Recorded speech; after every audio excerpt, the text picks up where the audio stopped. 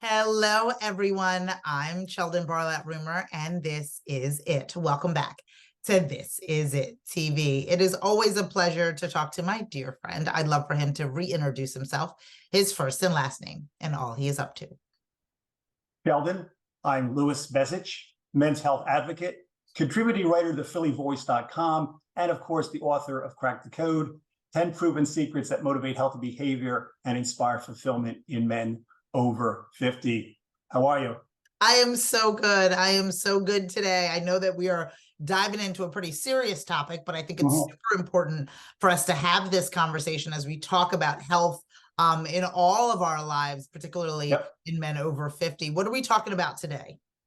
Well, today we're talking about loss and dealing with loss. Yeah. You know, as we age, we experience all sorts of things in our lives. And of course, loss is one of them. Now, that could be a divorce. It could be the loss of a job, or unfortunately, sometimes the passing of a good friend or a loved one. And it's important to recognize that as we grieve and as we go through that process, that it's important to recognize and protect our own health and well-being, because obviously sometimes the stress that is associated with a loss can really affect us and impact us.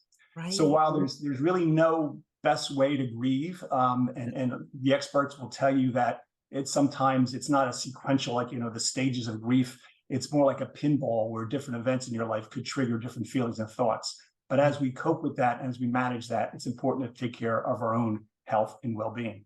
Oh, I see that so much. And it's one of those things that can't be avoided in whatever term, right? Things as much as we look forward to the highs, there's always the sense of lows as well, you know, and we talk a lot with the sandwich generation. We have individuals who have, you're dealing with elderly parents as they're trying to nurture their own lives and the lives of their children. Or as you get older, so many things happen that you can control and that you cannot control for loved ones who take care of themselves or loved ones who don't. And so how do we walk through that? How do we deal with that as opposed to dwell in it? Or how do we, a lot of folks, I'm sure you've heard, also don't deal with it at all, which also manifests itself in a number of different ways. Have you heard of that or addressed that as well?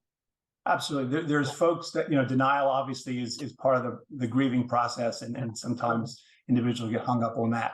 But one of the things that I like to stress is that what the experts will tell us is that, again, stress in the grieving process can affect our physical well-being. It can cause us aches and pains, high blood pressure, headaches, perhaps digestive problems, trouble sleeping. So, and it's really important to note that, you know, a constant stress that is not remedied in some form can really lead to risks of heart attack and stroke. And so it's important, if you're going through that type of a process and you begin to feel these physical symptoms, to seek out help. Yeah, no, for sure. And I think we don't realize in anything what happens in our mind, how it manifests itself physically, right? Where the willingness, even the motivation to do or to be able to attend. You talked so much in the multiple times that we chat about being active, about, you know, seeing family, and about seeing friends, about the company we keep. But oftentimes when there is a big loss, we don't want to do any of those things, right? We don't want to go for those walks. We don't want to call anybody. We don't want to be surrounded by anybody. We want to be kind of left alone. And that can really manifest again itself in some negative ramifications. Yeah, and so that's why the experts tell you to try as best as possible to maintain your normal routine, get enough sleep, try to eat healthy foods, exercise, get out into nature, stay hydrated. All the normal things and advice that we always convey gets even more important to try to sustain, as much as it's difficult, as much as, you know, you may be depressed and feeling down about the loss. The best thing you can do for your own health and well-being is to stick to your routines. Stick to your routines. And I think you've always been really helpful about figuring out what those routines look like. You just mentioned a number of different things that can help us in kind of staying in a rhythm of sorts, whether that's being hydrated, whether that's, you know, physical activity, whether that's eating well, whatever it is that you choose to do. So for those of you out there that are blessed enough in this moment to not be going through a loss, this is a time for you to really pay attention to those routines. So in the event that something unfortunate does happen, you have something to really grasp onto. Am I following you as far as kind of understanding that in this moment? Absolutely. Yeah, that's exactly what it is. Stick to your routine. And for men, sometimes it's tough because their nature and our nature is not to show our feelings and not to reveal how we're grieving and such. And so we hold it in, and that sometimes is not good in terms of your own health and well-being. So you need to recognize that. And also, guys, as we've talked about in some of our conversations about mental health, it's okay to get help.